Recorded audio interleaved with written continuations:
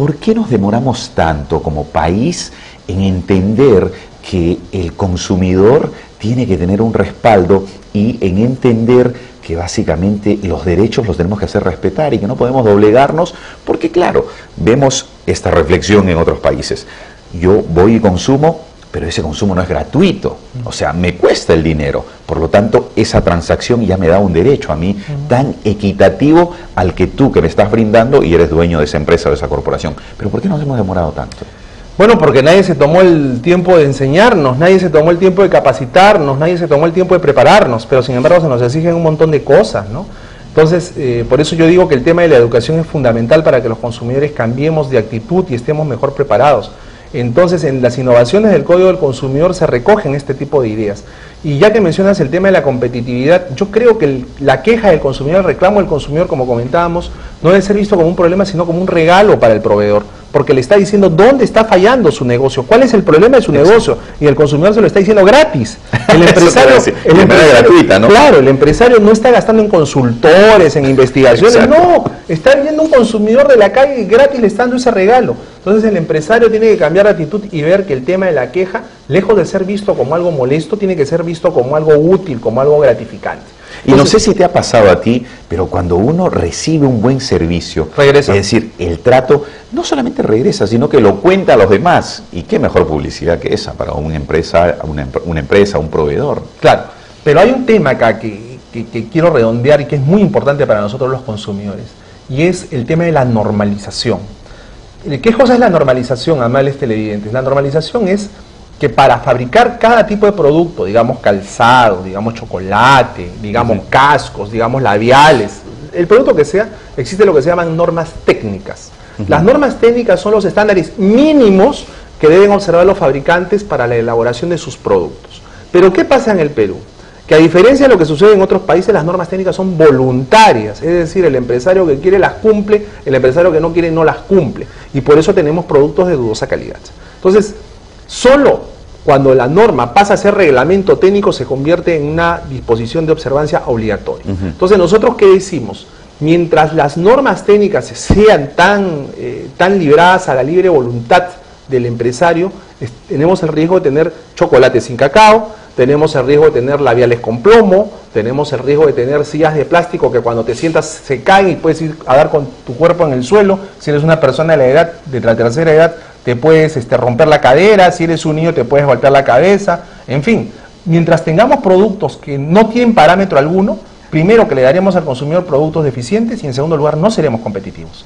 Porque un producto de estas calidades no va a entrar a mercados de otros países, por ejemplo. Entonces la normalización en nuestro país, hacer que las normas técnicas para que los productos sean de calidad se conviertan en reglamentos y por ende sean obligatorios, es algo que el gobierno debería estar pensando. En CADE, por ejemplo, se habló de competitividad, pero yo no recuerdo haber escuchado ninguna intervención en la cual se hable de la normalización, a fin de hacer que los productos sean fabricados con estándares de calidad para el consumidor local y competitivos para el mercado internacional. Entonces, esas son las cosas tan sencillas sobre las cuales se viene discutiendo hace años y no hay decisión, no hay voluntad política para que se tomen este tipo de decisiones que son decisiones de país, ¿no? Y en el tema del que tú mencionas de la normatividad, en ese sentido, pienso, le abre unas puertas también a las empresas de aquí, que claro, velan por sus usuarios y las cumplen, pero les abre una puerta inmensa para el mercado internacional, que sí es un mercado,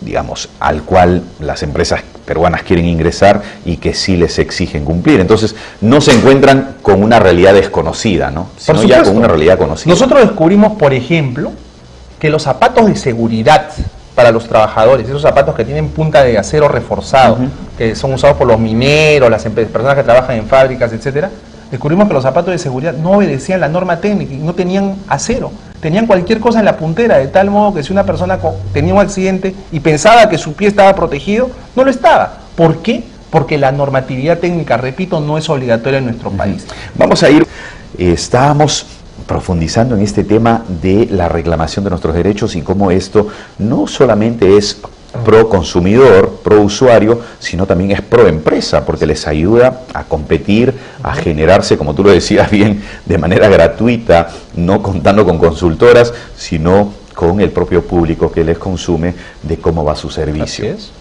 hay que verlo también desde ese punto de vista, ¿no? Hay que ser positivos pensando en este tema. Yo creo que en el Perú ya hay el germen para que los empresarios tengan esta actitud. Yo creo que también hay el germen para que los consumidores tengan una actitud de reclamar cuando corresponde y de ayudar a las empresas cuando corresponde. Lo que pasa es que es un proceso y todo proceso toma su tiempo, no es voltear una página o apretar un botón.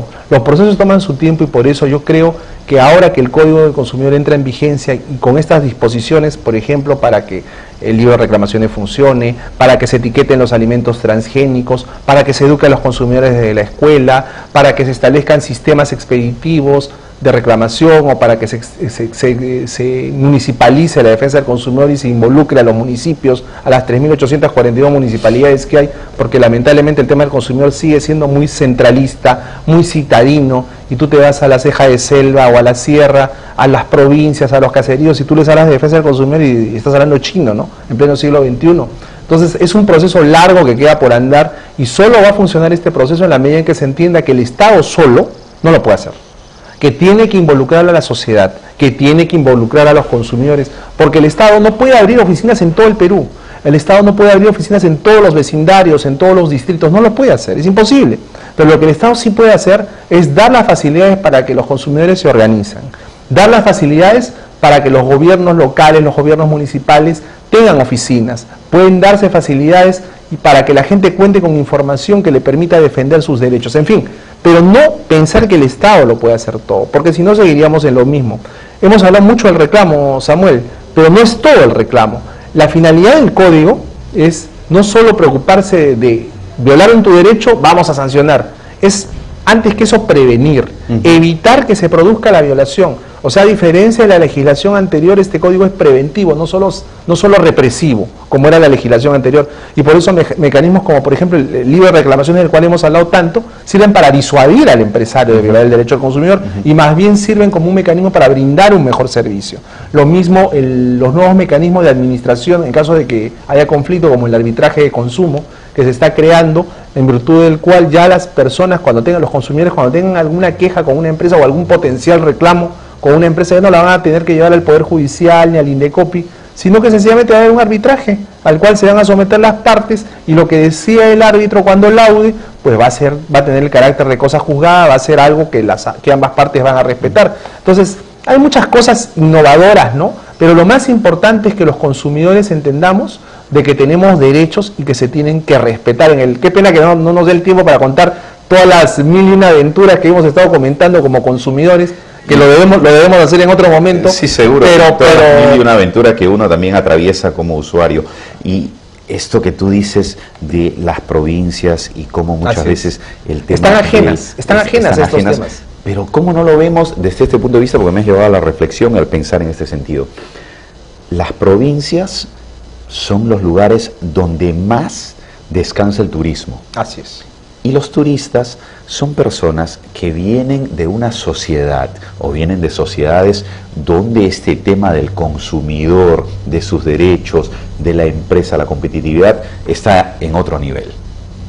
Y cuando vienen acá y se encuentran con estas situaciones, lo que hacemos es espantarlos, más que darles ese sentimiento de que, wow, estoy en un país donde estoy consumiendo y donde sí, me protegen. Es otro punto también de vista que a veces no se ve, ¿no es cierto? Sí. Cómo tiene una estrecha relación con el turismo también, el consumismo. Por ejemplo, hay empresas que cobran tarifas diferenciadas. Si eres nacional te cobran 100, si eres turista te cobran 400. Se establece discriminación, el turista no es tonto. O sea, una cosa es que hable un idioma distinto al nuestro, pero eso no quiere decir que no perciba las cosas.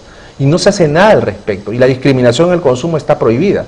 No se puede discriminar a los consumidores por ninguna causa, por raza, religión, idioma o lo que fuere. Entonces, van a haber denuncias, no lo dudo, sobre ese tema de la discriminación en los meses venideros, porque tampoco se puede espantar a gente que viene de fuera a dejarnos a nosotros ganancias, a los proveedores precisamente, ¿no? Entonces, hay muchas cosas que conversar sobre ese particular, pero un tema importante es, yo quiero reiterar, el rol de la sociedad organizada a través de asociaciones de consumidores. Nosotros aspiramos a que en el futuro hayan 100, 200, 300 aspectos y estamos en eso, ¿no? Ahora, por ejemplo, estamos celebrando nuestros 16 años, no con bombos y platillos, sino básicamente trabajando.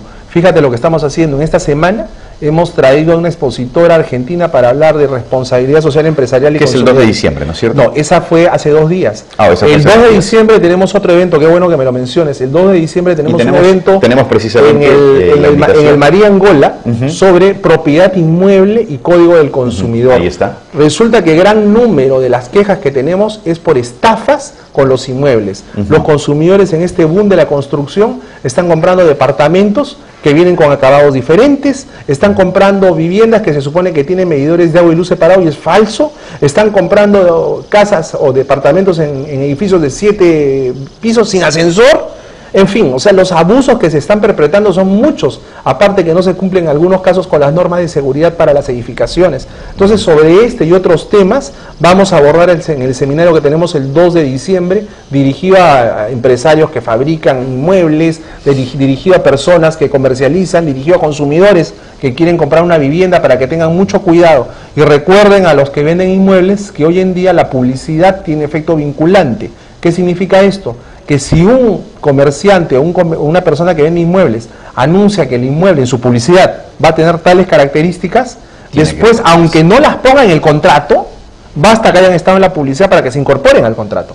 Entonces, yo, por ejemplo, en la publicidad puedo ofrecer el oro y el moro, pero astutamente no lo pongo en el contrato. No importa, la publicidad se incorpora al contrato. Entonces, son las cosas que se tienen que tener en cuenta y son los temas de los cuales hablaremos en el evento del 2 de diciembre. Cualquier información nos llaman al 448-5000 o escriben a nuestra página web www.aspect.org.pe.